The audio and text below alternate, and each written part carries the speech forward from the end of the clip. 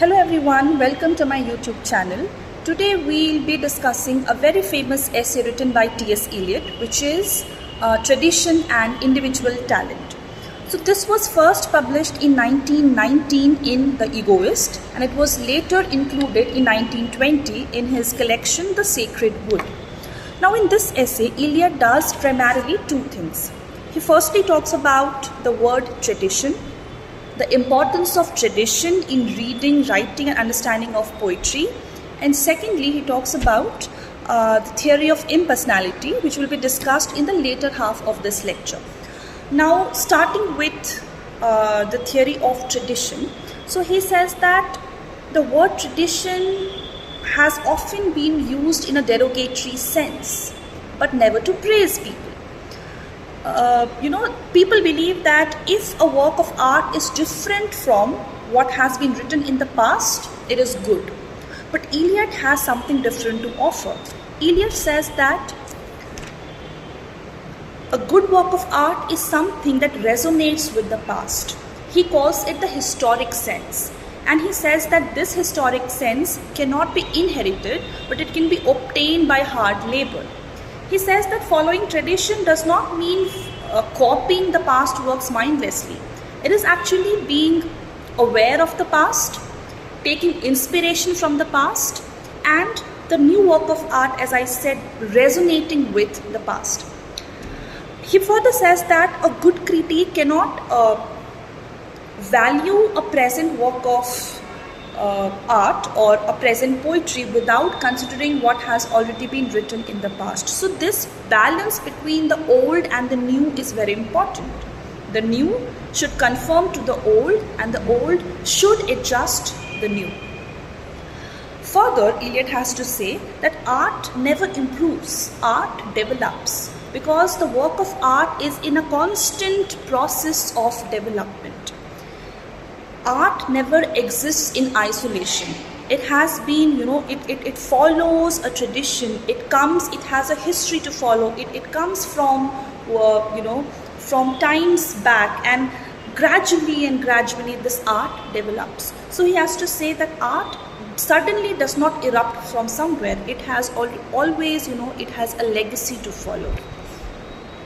He says that the present understands past in a way that past couldn't ever understand itself.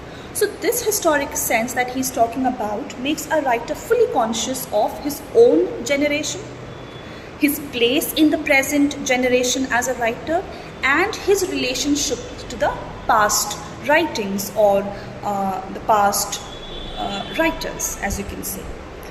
Now, having discussed the theory of tradition and how important tradition is according to T.S. Eliot, we can shift to the theory of impersonality.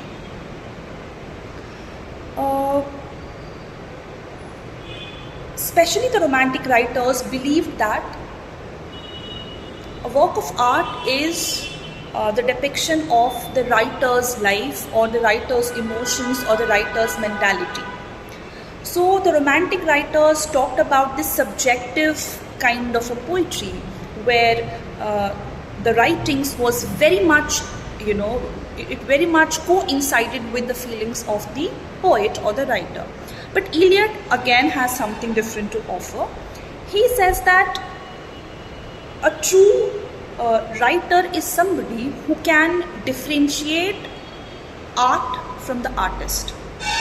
He says that a good work of art or a good poetry should be impersonal in nature. There can be many things going on inside the mind of a writer, but poetry is an amalgamation of everything, and poetry is very distinct from the personality of the writer. So he calls it the theory of impersonality. He gives the example from chemistry. He says that a good writer is like a catalyst, and he says that when oxygen and sulfur dioxide combine together in presence of platinum, it combines to form sulfurous acid. Alright, so this platinum is just a catalyst. It speeds up the reaction, but it does not participate in the reaction.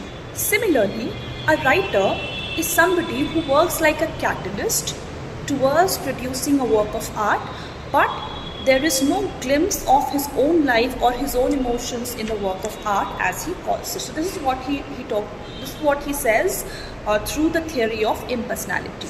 So he says the more perfect the artist, the more separate he will be from his creation. So the man who writes or suffers and the mind who creates should be completely different. Now, if we focus on the definition of poetry as given by William Wordsworth, who I say is a romantic poet, so he said poetry is the spontaneous overflow of powerful feelings recollected in tranquility. So for Wordsworth, poetry was spontaneous. Poetry was a turning loose of emotion. But Eliot says that poetry is not a turning loose of emotion, but an escape from emotion. He says poetry is not an expression of personality, but an escape from personality. So, as we can see in this essay, Tradition and Individual Talent, Eliot very primarily talks about this tradition and how people misjudge this tradition with a mindless repetition, and how Eliot says that this sense of tradition is very important for a poet to evolve, or for a poetry to to be carved out in a way that it should be carved out. And then, as I said, he talks about the theory of impersonality and how he believes that a poetry should not be subjective but objective, how a poetry should not be a representation of the poet's mind, but it should be a creation of poet's mind which has nothing to do with the character of poet or with the emotions of poet as such. So I think that was just a very brief account of the concept of this essay. Thank you. That's all from my side. I hope it was an easy understanding. See you again in the next lecture.